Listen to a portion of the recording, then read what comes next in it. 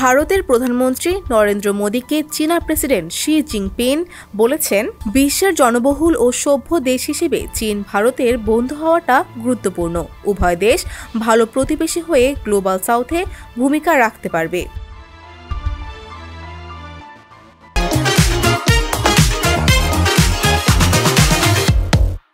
রোববার চীনের তিয়ানজিন শহরে সাংহাই কোঅপারেশন অর্গানাইজেশন শীর্ষ সম্মেলনের ফাঁকে বৈঠক করেন এই দুই নেতা। সেখানে মোদীকে চীনা প্রেসিডেন্ট এসব কথা বলেন বলে জানিয়েছেন সাউথ চায়না মর্নিং পোস্ট ও Times of India. Global south বলতে অপশ্চিমা উন্নয়নশীল দেশগুলোকে বোঝানো হয়। বৈঠকে শি জিনপিং বলেন, বিশ্ব পরিবর্তনের দিকে যাচ্ছে, ভারত চীন গ্লোবাল সাউথের অংশ, তাই ড্রাগন ও এলিফ্যান্ট একত্রিত হওয়া জরুরি। উভয় দেশের সম্পর্ককে কৌশলগত ও দীর্ঘমেয়াদী করা জরুরি। ড্রাগন ও এলিফ্যান্ট হল এই দুই দেশের কূটনৈতিক সম্পর্কের প্রতীক। চীনা প্রেসিডেন্টের সঙ্গে মোদির এই সাক্ষাৎকে বেশ গুরুত্ব দেওয়া হচ্ছে ভারতে। শুল্ক নিয়ে যুক্তরাষ্ট্রের সঙ্গে বিরোধ তৈরির পর ভারত চীনের সঙ্গে সম্পর্ক উন্নয়নের চেষ্টা করছে। এক্ষেত্রে দুই দেশের মধ্যে সীমান্ত নিয়ে চলা দীর্ঘদিনের বিরোধ নিষ্পত্তির উপর জোর দিচ্ছে New Delhi. South China Morning Post বলছে, প্রায় 7 বছর পর চীন সফর করছেন মোদি। তিনি মূলত এসসিও শীর্ষ সম্মেলনে যোগ দিতে এসেছেন।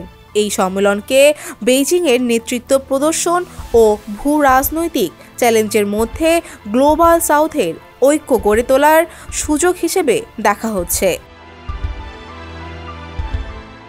এদিকে সাইডলাইন বৈঠকে উভয় পক্ষের বিশ্বাস, সম্মান ও সংবেদনশীলতার ওপর গুরুত্ব দিয়ে কথা বলেছেন নরেন্দ্র মোদী।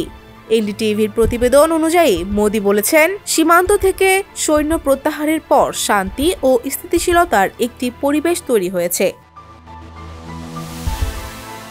তিব্বতকে চীনের স্বায়ত্তশাসিত অঞ্চল হিসেবে উল্লেখ করে নরেন্দ্র মোদী আরও বলেন, মাউন্ট কৈলাস ও মানসারোভাতে তীর্থযাত্রা আবারও শুরু হবে। উভয় দেশের মধ্যে পুনরায় সরাসরি বিমান চলাচলের পরিকল্পনা নিয়েও এগোচ্ছে ভারত।